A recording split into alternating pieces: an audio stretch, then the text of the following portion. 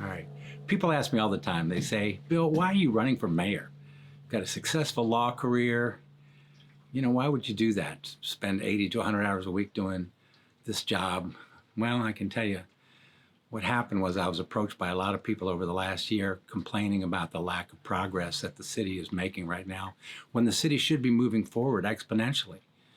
Former mayors, a police chief, business leaders, they said, Bill, come back to the city. Give us 4 years of public service. I went home and thought about it, and I said,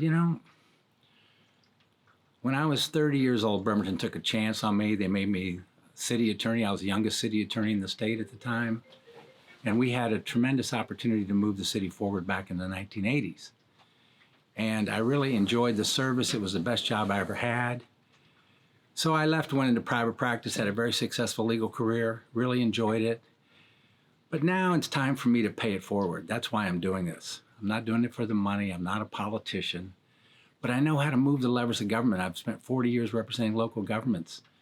I've helped local government accomplish a lot of things in the last 40 years, and I can do that in Bremerton. We've got public fiber we can bring to the neighborhoods.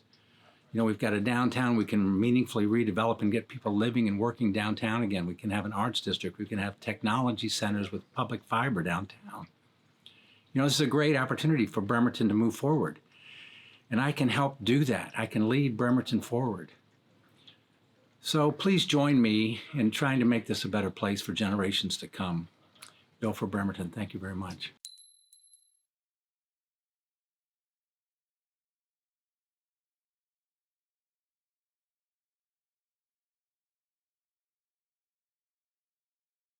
Bill for Bremerton.